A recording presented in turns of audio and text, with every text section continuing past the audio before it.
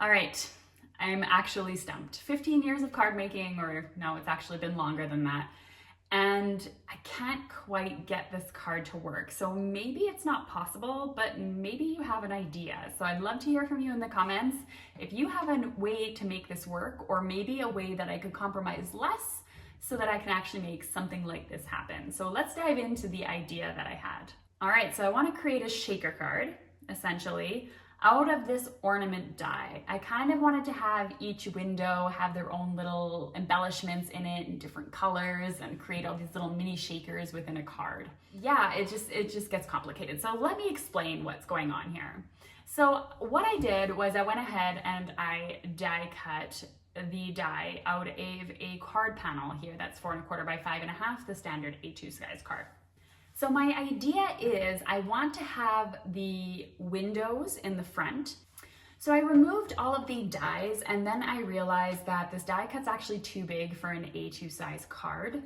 So aside from using maybe clear tape, how was I going to make this work? It's just not working. So do you have any ideas how I could do this aside from making the card bigger? Anyway, I had this panel here that was hot foiled, so I decided to just go ahead and use this since they're all on here and just kind of avoid the whole die cutting thing and create myself a standard shaker card. So I had to, though, create a frame for the shaker card. So I grabbed myself a darker piece of the purple cardstock and a rectangle die, and I die cut this to create my frame. Now I know I only said I'm using stamps and dies from this bundle, but I figured a rectangle die is okay because a lot of you probably have one, and you can also use your paper trimmer to cut yourself out a frame. That's not a big deal. So you can still do this without needing a die cutting machine or without needing a rectangle die.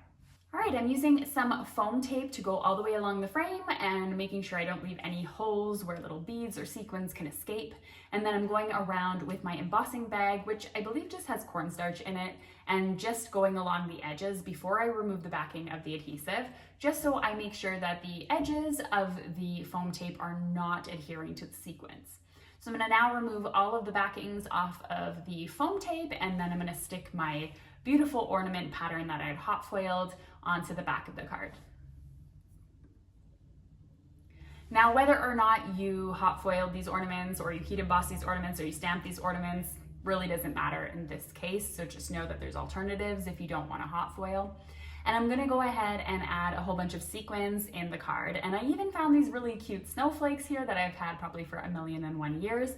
And I decided to add those to the shaker bits as well.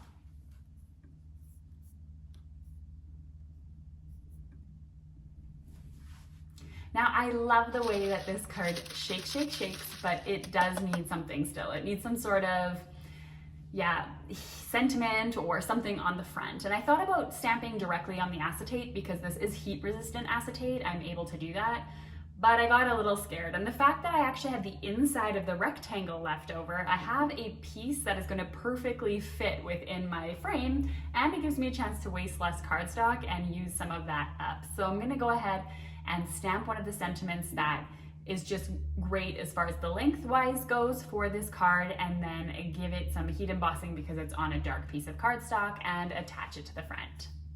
I love the way that this card shakes, and no matter whether you're 2 years old receiving a shaker card or 102, everyone loves a shaker card. Men, women, whatever. Nobody dislikes a shaker card. They're just so much fun. So if you need some hacks on how to create shaker cards, meet me over here in this video where I'm going to show you some tips, tricks, hacks, best practices for creating your shaker cards. I'll see you over there.